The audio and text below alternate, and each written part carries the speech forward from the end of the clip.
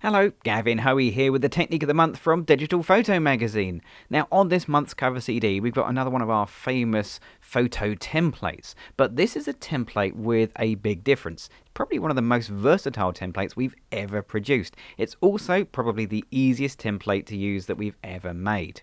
So let's get cracking. First things first, you're going to need a picture for your template. I'm going to use this portrait here, but of course you don't have to use this picture, you don't have to use a portrait. Any picture will work.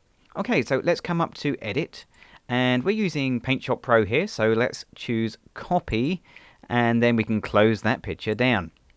Now, on the frame template, which I've already got opened, you can see it's rather a boring grey colour, but it gets more interesting in a minute. We've got to prepare this template. Now, it should be prepared straight as you open it, but it's worth checking. We've got to check that we've got the layers in the right place. So if you can't see layers, F8 on the keyboard, bring up the layers palette, and you'll see there are lots and lots and lots of layers. But the one we're interested in just at the moment is the one right at the bottom. It's called blank, and it's got to be the active layer. That's really, really important. If it isn't the active layer for any reason, simply click it to make it active.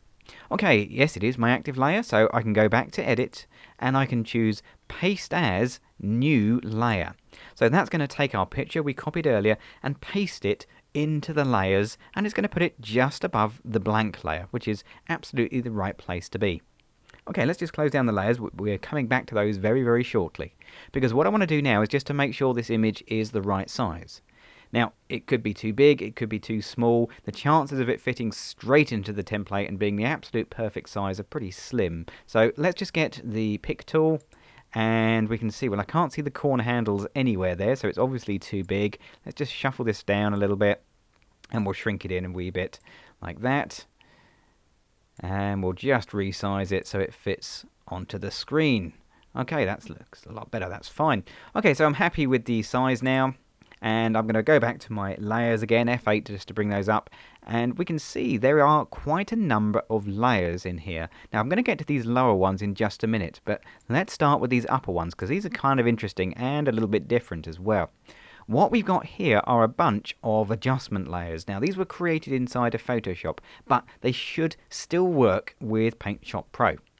What you'll find by default is that they're all switched off, so the visibility is off.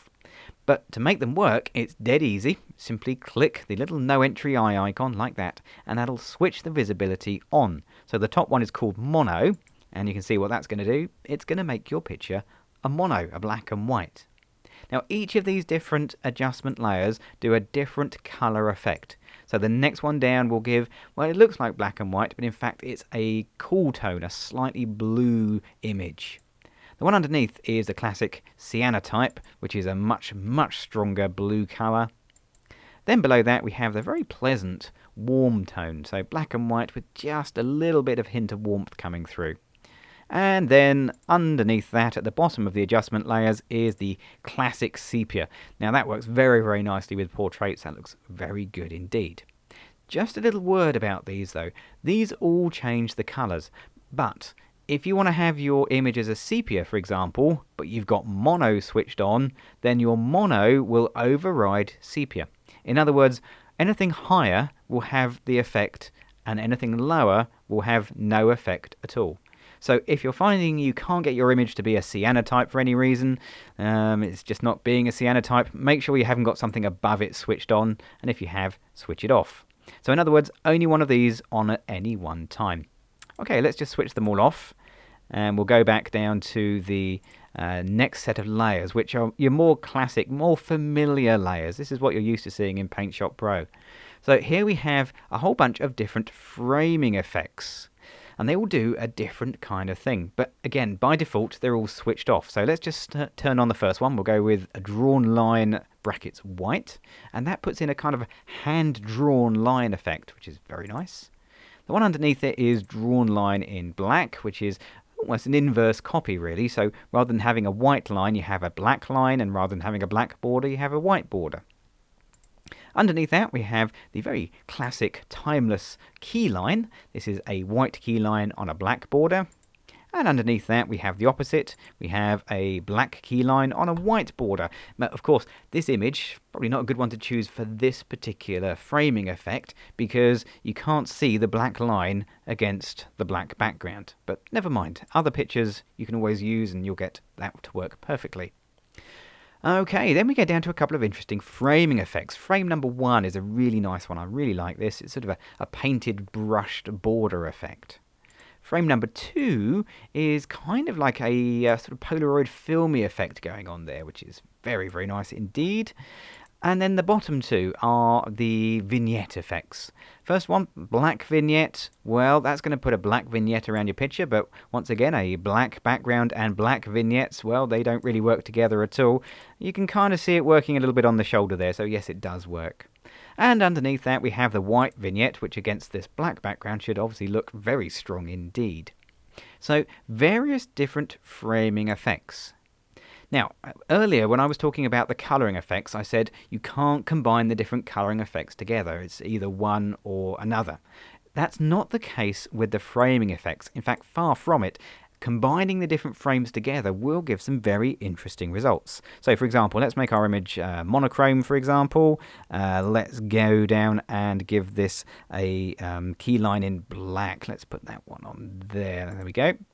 Which is kind of nice. And let's go down and put one of the framing effects on. Let's put frame number 2 on. Like that. Okay, so that brings up a very nice kind of framing effect. So you can see what we've got here is this Polaroid frame, which is a little bit rustic, surrounded by the kind of classic clean key line. So those work together very nicely indeed. Let's try a few other ones as well. I'm just going to go through 2 or 3 of my favorite combinations in here. Let's go for a sepia effect. Now again, I know I can't get sepia unless I switch off mono, so we'll do that and we'll switch that on. That gives us the sepia look, which is nice. And let's go down to our drawn line in black, like that, which gives a white border with a black line, but you can't really see the black line. It doesn't quite work. So let's try yet another one of these borders. I'm going to go with the frame number 1, which is that lovely painted effect. Now that works really well because you have this kind of hand painted effect with a hand drawn border around it as well. So those complement each other very nicely. And of course sepia and portraits, that looks good too. But you can add more borders in as well. You can also see, well, you think, well, what happens if I add in frame number 2? Well, what happens there is you get a combination of frame 1 and frame 2. So you get that kind of Polaroid effect, but in the corners it has a slightly kind of distressed look, which is really nice. If I switch that off, you can see the difference. If I switch it back on again, you can see it just puts that kind of distressed look around it. So that's really good. You can build these effects up. But if you really want to take it to another level, then there's something else you can do as well. Let's just switch all of these off and we'll go back to the original picture. So this time I'm going to give it a very strong blue cast. We'll give it the cyanotype effect, like that. And whilst we're here, let's put on the drawn white border. Let's put that one on like that. Now, that's okay, but you can change the opacity of these because they're all up to 100% opacity. But if you want to change the opacity, first thing you need to do is to click on the layer to make it active. Otherwise, it doesn't work properly. And then we're just going to drop the opacity down to about 80%. I'm not being desperately accurate. Now, all that seems to happen is my little line fades a bit, but I've actually reduced the opacity of that whole border. But to really see it, I need to put another border in. So let's put in the frame number 1 border, like that. Now, when I put that in, you can see that my black around the edge has actually become quite a dark blue. Now, that's a result of dropping the opacity. And if I changed it, then you'd get a different opacity. Let's put in frame number 2 as well, like that, and that we saw earlier, that combines those 2 framed effects together with a very nice effect. But let's also put the white vignette in. Now the white vignette, if I click that, turn that on, it's going to give quite a strong vignette effect. Again, I've got it as my active layer now, I've clicked it, and I'm just going to drop the opacity of the vignette right down because I find that vignette a little too strong in this instance. So let's put it down to about 20-ish%. Again, it's kind of all but done by eye, and I'm going to guess, there we go, 26, let's guess there.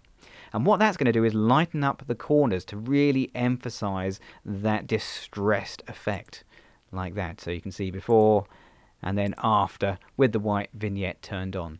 So what we're looking at here is a very versatile template with lots of permutations, combinations, and different effects. Put your own images in, have a little play, and see what you can come up with.